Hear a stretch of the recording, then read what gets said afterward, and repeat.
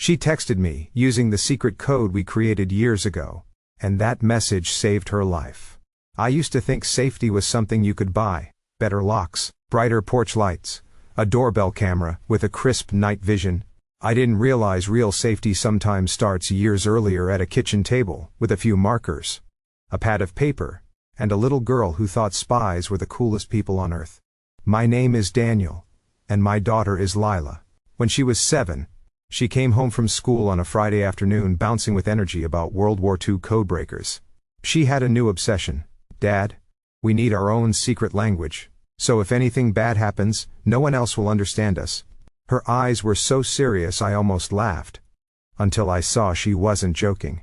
She wanted this. So, that night, we sat at the table with apple slices and hot chocolate, and invented what Lila named the Sunlight Code. Because, she said, it should sound so warm and harmless, that a bad person would never guess it meant anything. We wrote everything down on a yellow legal pad, and practiced until we could say parts of it without smiling. Red balloons meant danger. Or I'm not safe. Visiting Aunt Nora. We didn't have one. Meant, call the police. Piano lessons meant someone is hurting me. Making lemonade meant, I'm scared, and can't talk freely. The lake house meant, I'm being taken somewhere against my will. And Dad bought flowers, was the safety phrase. Everything is actually okay. We practiced like it was a game. I'd slip red balloons into a dinnertime story, and Lila would grin and say, Dad bought flowers, like a password passed between secret agents. She'd whisper piano lessons from the back seat, then burst into giggles when I answered the right way. Neighborhood walks became training missions. Grocery trips were covert drills. After a few months, the words felt like ours. Bright, harmless little phrases that secretly carried weight. Then, the years moved. Lila grew. By 10, the Sunlight Code turned into a family joke we referenced sometimes and forgot other times. She'd still say red balloons before a math test, or piano lessons when she was overwhelmed by homework. And I'd reply, Dad bought flowers, and she'd roll her eyes because she was 10 and cool now. I kept the yellow pad in a kitchen drawer. I told myself it was just a sweet memory we'd made together. When Lila turned 14, she started dating a boy from school named Evan. The first time he came to the door, he was perfectly polite. Good evening, Mr. Hale, he said, standing straight, hair neat, school jacket zipped. My ex-wife Nina liked him immediately. He's on student council, he plays JV basketball. On paper, Evan looked golden. But paper cuts.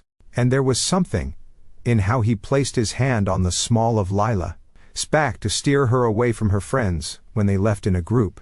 In how he answered questions I'd asked her, like I was being redirected to a spokesperson. I told myself I was imagining things. I told myself I was a dad. 3 months in, Lila's messages changed. My daughter had always texted like a fireworks show.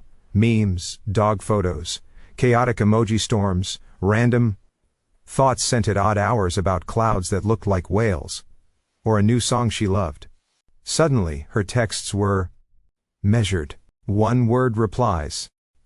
Long gaps. The punctuation looked pressed and ironed.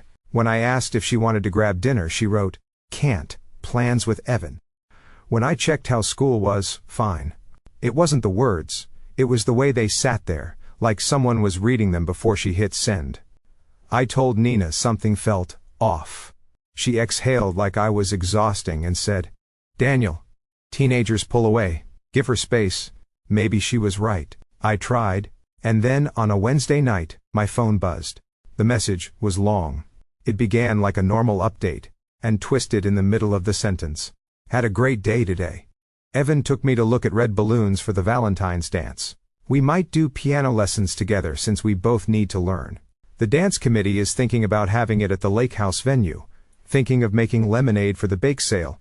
My hand went cold. Red balloons. Piano lessons. The lake house. Making lemonade. Every sentence carried a code phrase. No, Dad bought flowers. I called. Straight to voicemail. Called again. Voicemail. Texted.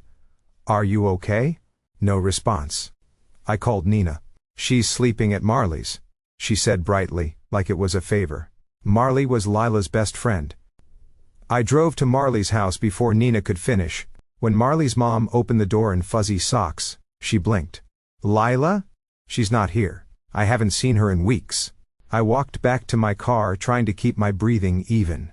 Called Nina again. Silence. Then she's with Evan. His parents are out of town. She's helping him study. Her tone was supposed to make it sound harmless, like oven mitts and flashcards. And 2 kids doing wholesome things under a halo of fluorescent kitchen light. She's 14, I said. Give me the address. We argued in circles until she finally texted it, maybe to end the conversation. I drove too fast.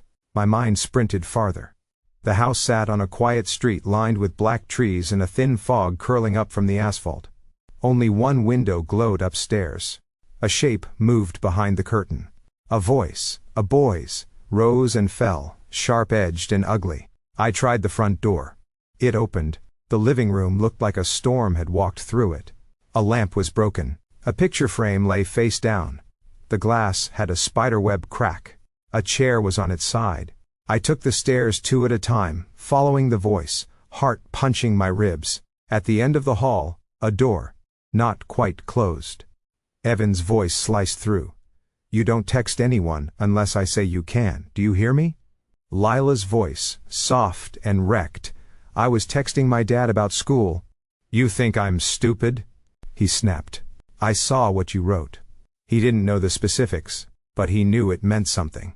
I pushed the door open. Lila stood in the corner, cheeks wet, shoulders trembling.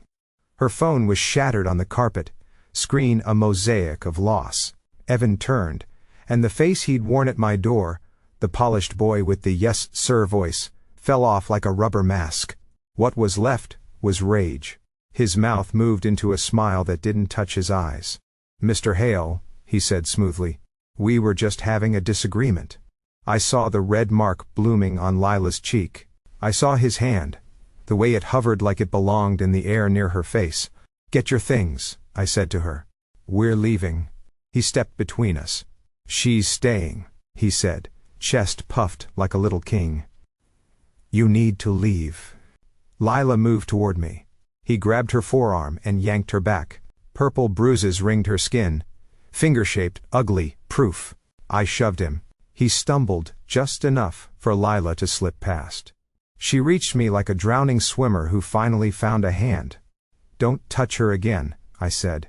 My voice didn't sound like mine. Evan's jaw flexed. The room narrowed to a tunnel. He reached beside the desk and lifted a baseball bat. You're not going anywhere, he said. Not until she admits she's a lying. Lila, run, I said. Go to the car. Now. Dad. Go. Her sneakers slapped the hallway. Then the stairs. Then the echo of the front door. Evan lunged. The bat whistled by my ear. A hot blur of air. The second swing clipped my shoulder. Pain lit my arm like electricity. I slammed into him, and we folded into the desk. Pens, papers, a half-open laptop. Gravity grabbed everything and flung it to the carpet. We fought. He grabbed for the bat. I pinned his wrist. He bucked hard. For a second the world turned into ceiling, wall, floor, a carousel of white paint and framed school photos. He tore free, grabbed the bat, raised it again. Sirens. Thin at first, then fat and loud, like the night itself had a heartbeat. He froze. His eyes ricocheted between me, the window, the door. He dropped the bat, shoved me, sprinted for the stairs. I followed, arms screaming with each step, and hit the bottom in time to see him vanish out the back door, dark hoodie swallowed by a darker yard. By the time I opened the front door, red and blue lights cut the house into pieces. 2 officers stepped inside with hands near their holsters. I lifted my palms. My daughter, I said. 14. He hit her. He had a bat. 1 officer stayed with me. The other went to my car. Lila sat in the passenger seat shaking, hands clenched like she was trying to wring herself dry from the inside. The officer's voice was low, careful. He radioed something, then waved. More lights arrived. A 3rd car. A 4th. A K-9 unit. The neighborhood woke in windows. They found Evan 20 minutes later, curled inside a neighbor's shed behind lawn equipment, breath coming in hard little bursts. He still tried to talk like the hero. She's fine, he said. He barged into my house and attacked me. In the cruiser's lights, Lila lifted her arm, and the officers looked. They didn't need to say anything. Their faces said it for them. At the hospital, a nurse with kind eyes documented everything. She pressed a camera's cold ring against warm skin. Fingerprints marbled on Lila's upper arms, a faded black and blue shadow along her cheekbone. Faint horizontal marks around her throat, old enough to be cruel. The X-rays showed 3 cracked ribs. A doctor asked, quietly, carefully, if there had been any sexual assault. Lila shook her head no, then folded into herself and cried in short, rough breaths, as if her body was rejecting the question itself. A detective named Sanchez sat with us for an hour, then another. She spoke like someone who had done this work long enough to respect silence. She told us the charges would be serious: aggravated assault, battery, false imprisonment, assault with a deadly weapon. She said the smashed phone would be collected. The bat would be logged and bagged. She said Lila did the bravest thing she could have done. She asked for help the only way she could. Nina arrived, face blanched, mascara pooled in a half moon under one eye. She saw the bruises and covered her mouth. I didn't know, she kept saying. I didn't know. She said it until the words had no shape. In the days that followed, the truth spilled out like water from a cracked glass. Evan had been charming in public and predatory in private. He read Lila's messages. He demanded screenshots. He kept a running tally of minutes and explanations. If she saw friends, he started fights until they stopped inviting her. He pushed, then shoved, then slapped, then smiled and cried and said he would kill himself if she ever left him, and showed her a napkin with a list of pills like a child's drawing of menace. He convinced her no one would believe her. He said I would blame her for drama. He said the cops would laugh. He didn't know we had a language he couldn't read. Lila told me later she wrote that text while he was in the bathroom, fingers shaking so hard she typed each phrase 3 times and erased it twice. She packed it with every code word she could remember and pressed send. She waited for my call like you wait for a train in winter, watching your own breath, counting seconds, trying not to cry because it freezes on your face. The hearing came weeks later, then the plea deal months after that. 3 years in juvenile detention, 2 years of supervised probation, mandatory anger management and domestic violence prevention programs, a permanent restraining order. The prosecutor told us taking it spared Lila the blade of cross-examination at trial. It wasn't as much as I wanted. It was enough for her to finally breathe. Healing is not a straight road. It bends. It doubles back. Lila woke from dreams with a cry stuck in her throat. A cologne aisle could panic her. A slammed locker at school would make her flinch. She started therapy twice a week, with a counselor who specialized in teen survivors. PTSD was written down on a form, just 5 letters that carried the weight of months. Some days she smiled.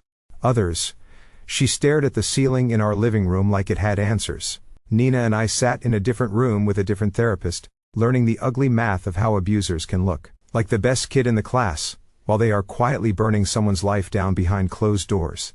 We learned how easy it is for love to blind you to patterns, how desperately a parent wants to believe the story where everything is normal.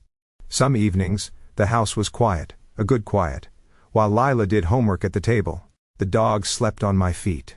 The night pressed its ear against the window. And then, casually, she'd say something like, "Do you remember when we made the sunlight code?" And I'd say, "I think about it every day." She'd nod. Sometimes she'd take the yellow pad from the kitchen drawer, turn the pages with a soft sound, and then put it away again, like returning a book to a shelf in a private library. She turned her pain outward and made it useful. At school, she started a small support group for teens who weren't sure if what they were experiencing was normal. They met in a counselor's room after classes. They told stories in circles, and cried or joked when they needed to. They made their own codes with their families, words that looked like nothing and meant everything. Lila went to the youth center and volunteered on Saturdays, teaching younger kids how to build a plan that felt like a game, until the day it needed to be something else.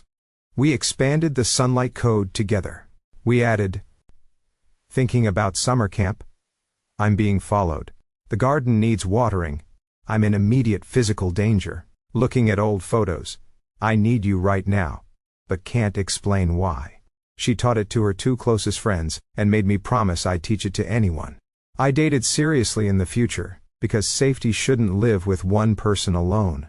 It should live in a network. Sometimes, I'd catch her on the back steps in the evening, looking toward the purple strip of sky above the neighbor's fence, and I'd sit beside her and say nothing. The silence between us felt like a rope we were both holding. Months later, after the court dates and the counseling schedules settled into something like a routine, Lila came home from practice with mud on her socks, and a smile that didn't look borrowed. "We won," she said. And told me a story about a corner kick that curved like a miracle. We ate pasta that night, and didn't talk about law or fear. We talked about sauce. I thought about the night at the hospital, the nurse's camera flashing. I thought about the text buzzing on my phone, and how easily I might have missed it. I thought about a 7-year-old girl with big eyes and a serious forehead who wanted to build a secret language so we could find each other in the dark. And I realized the code wasn't silly at all. It was a lifeline we'd braided years before we needed it. Now, when I lock the front door at night, I still glance at the camera feed. I still check the windows, but I sleep because my daughter knows how to ask for help in a voice only we understand. And she's teaching other kids to do the same. Some stories end with a villain in handcuffs. Ours ends with a girl who learned how to take back her life and give other people a way to keep theirs. And every time my phone buzzes now, a small part of me braces, then relaxes when I see what she's written. "Dad bought flowers." I smile and write back, "Always."